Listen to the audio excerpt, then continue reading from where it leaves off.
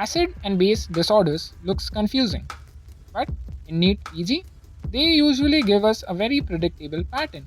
So let me test you with 3 quick ABG questions. And if you can answer them in under 10 seconds, you are exam ready.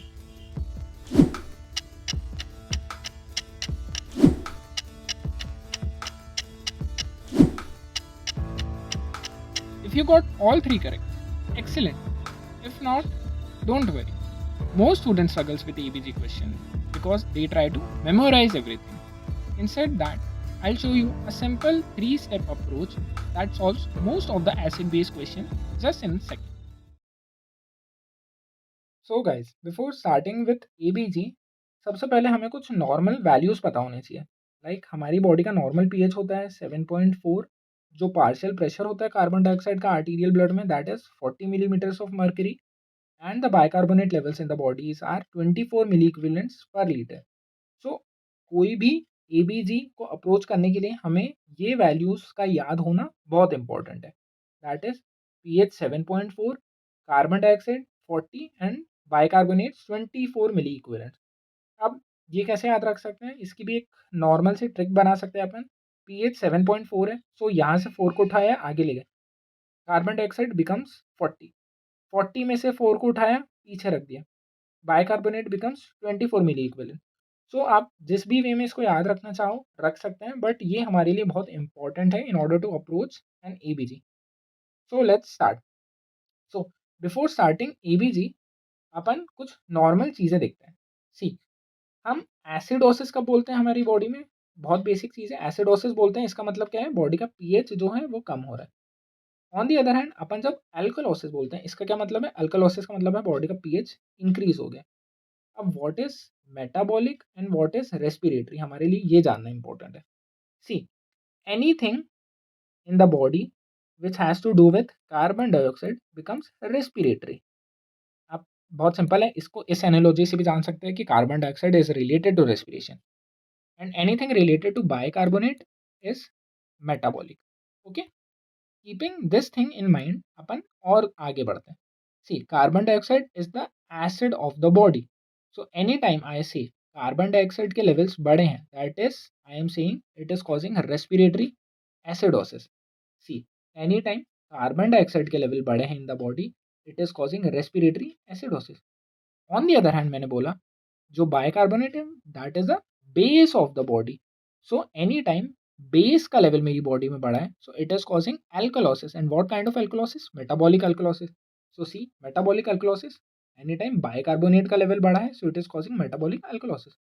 On the other hand इन्हीं को reverse कर देंगे, what is metabolic acidosis, अगर bicarbonate base का level कम हो जाए तो metabolic acidosis.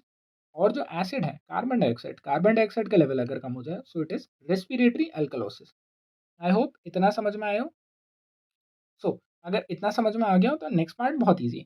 सी, अब अपन कंपनसेशन देखते हैं.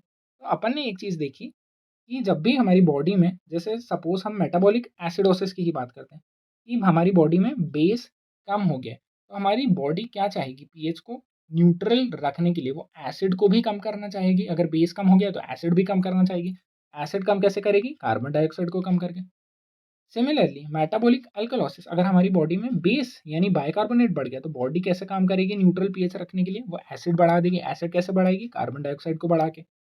सिमिलरली रेस्पिरेटरी एसिडोसिस है, अगर कार्बन डाइऑक्साइड बॉडी में बढ़ा हुआ है तो बॉडी क्या करेगी, बेस को भी बढ़ा देगी बाइकार्बोनेट का लेवल्स बढ़ा के. एंड रेस्पिरेटरी अल्कलोसिस है, दैट इज कार्बन डाइऑक्साइड के लेवल्स अगर कम है तो बॉडी पीएच का न्यूट्रलिटी कैसे मेंटेन करेगी, it maintains by lowering the level of bicarbonate. तो अगर आपको ये बेसिक चीज़ समझ में आती है तो एबीजी के क्वेश्चंस अपने लिए बहुत ज़्यादा सिंपल हो जाते हैं. सो अगर ये बेसिक कंसेप्ट समझ में आया तो हम अब क्वेश्चंस को अप्रोच करने के लिए एलिजिबल हैं. So let's start. Okay, so हमारा पेशेंट आता है हमारे पास with a pH of 7.4. Okay, sorry, with a pH of 7.3.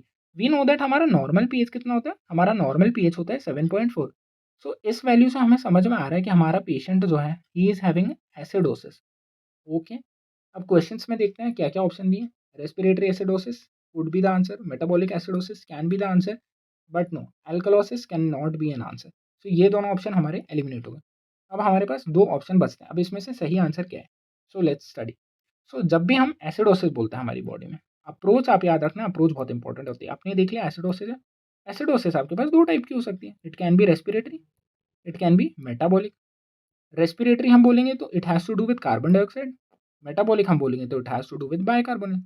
So acidosis कब होगी? जब बॉडी का एसिड बढ़ जाएगा, यानी कार्बन डाइऑक्साइड बढ़ना चाहिए और बेस कम होना चाहिए। सो हमें अगर नॉर्मल वैल्यूज़ पता है, कार्बन डाइऑक्साइड की हमने नॉर्मल वैल्यू पढ़ी 40 और बाइकार्बोनेट की पढ़ी थी 24। तो अगर ये क्वेश्चन रेस्पिरेटरी एसिडोसिस का है तो कार्बन डाइऑक्साइड की value should be more than 40।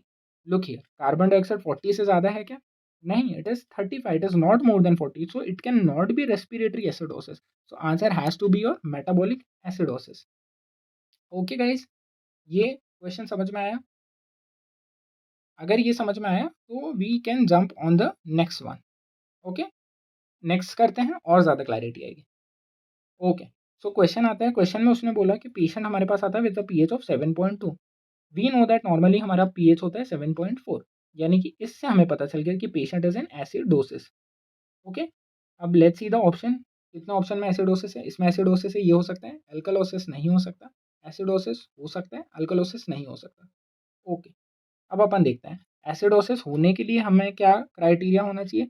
या तो कार्बन डाइऑक्साइड का लेवल बड़ा होना चाहिए या बाइकार्बोनेट का लेवल कम होना चाहिए। कार्बन डाइऑक्साइड का लेवल कितना होता है? नॉर्मली 40 होता है, बाइकार्बोनेट का 24 होता है। तो या तो बाइकार्बोनेट 24 से कम होनी चाहिए या कार्बन डाइऑक्साइड 40 से ज़्यादा होना चाहिए। लेट्स सी, बाइकार्बोनेट कितना है? 28 है।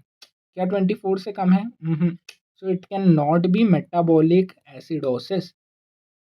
Let's see carbon dioxide, carbon dioxide का लेवल कितना है? कार्बन डाइऑक्साइड का लेवल है 50। क्या कार्बन डाइऑक्साइड 40 से ज़्यादा है? यस, कार्बन डाइऑक्साइड 40 से ज़्यादा है, तो हमारे पास आंसर है रेस्पिरेटरी एसिडोसिस। कौन सा ऑप्शन में respiratory acidosis? Yes, so answer become respiratory acidosis with renal compensation. I hope अभी आप मेरे को थोड़ी सी क्लैरिटी मिली हो। ओके, बहुत सिंपल अप्रोच है। सबसे पहले अपन पीएच देखते हैं, पीएच के बाद अपन देखते हैं कि बाइकार्बोनेट बड़ा है या फिर कार्बन डाइऑक्साइड बड़ा है या vice versa. Okay, so next question approach करने के पहले हमें एक बेसिक चीज़ पता होनी चाहिए। जब भी हम मेटाबॉलिक एसिडोसिस की बात करते हैं तो मेटाबॉलिक एसिडोसिस में कंपनसेशन देखने के लिए अपने पास एक होता है Winter's formula which says that partial pressure of carbon dioxide is equals to 1.5 times the level of bicarbonate plus 8 plus और माइनस 2। सो अब ये क्या होता है, इसको हम इस क्वेश्चन से समझते हैं। So let's start. क्वेश्चन में अपन देखते हैं कि क्वेश्चन में वो क्या बोल रहे हैं। हमारा जो पेशेंट है वो हमारे पास आ रहा है विथ अ पीएच ऑफ 7.27। इसका मतलब क्या है? इसका मतलब है कि पेशेंट जो है वो एसिडोसिस में, क्योंकि नॉर्मली पीएच होना चाहिए था 7.4, patient is an acidosis. Okay, so अब हमको पता है कि एसिडोसिस हमारे पास 2 टाइप की हो सकती है। It can be metabolic acidosis and it can be respiratory acidosis. Metabolic acidosis कब बोलेंगे? जब बॉडी का एसिड कार्बन डाइऑक्साइड बढ़ा हो। सॉरी, रेस्पिरेटरी एसिडोसिस हम जब बोलेंगे जब हमारी बॉडी का एसिड कार्बन डाइऑक्साइड बढ़ा हो या फिर हमारी बॉडी का बेस बाइकार्बोनेट कम हो, तो हम मेटाबॉलिक बोलेंगे। नॉर्मली कार्बन डाइऑक्साइड का लेवल कितना होता है? 40 होता है, तो 40 से ज़्यादा होना चाहिए। या बाइकार्बोनेट कितना होता है? 24, 24 से कम होना चाहिए। सो लेट्स सी क्वेश्चन में वो क्या बोल रहे हैं। बाइकार्बोनेट का लेवल 14 है, क्या 14 24 से कम है? यस, सो हमारा आंसर हो जाता है metabolic acidosis. On the other hand check कर लेते हैं, कार्बन डाइऑक्साइड हमारा 40 से ज़्यादा होनी चाहिए, क्या 40 से ज़्यादा नहीं है? तो ये रेस्पिरेटरी एसिडोसिस नहीं है, ये है मेटाबॉलिक एसिडोसिस। अब मेटाबॉलिक एसिडोसिस इस ऑप्शन में, मेटाबॉलिक एसिडोसिस यहाँ है, मेटाबॉलिक एसिडोसिस यहाँ है। सो अब हम देखते हैं मेटाबॉलिक एसिडोसिस में कंपनसेशन। हमने बोला मेटाबॉलिक एसिडोसिस में कंपनसेशन के लिए हमारा विंटर्स फार्मूला कहता है कि जो पार्शियल प्रेशर है कार्बन डाइऑक्साइड का, it should be 3/2 times of bicarbonate concentration. What is bicarbonate? Bicarbonate is 14 plus 8 and plus minus 2। सो इसको सॉल्व करने पे हमारा आंसर आता है 7 3 से 21, 21 plus 8 is 29, 29 plus minus 2, that is carbon dioxide की range should be between 27 to 31 in order to say that it is compensating. क्या carbon dioxide इस रेंज के बीच में फॉल कर रहा है? Yes, carbon dioxide is 28, it is falling in this range. तो अपना आंसर हो जाता है metabolic acidosis with a respiratory compensation. So this becomes our answer. So इतना ही सिंपल है guys. So whenever you see an ABG in NEET PG and INI set, just remember this simple sequence. First look at the pH, okay, then look at partial pressure of carbon dioxide, and then finally look at the bicarbonate levels. Using this approach, most of the acid-base questions can be solved in just a few seconds in the exams.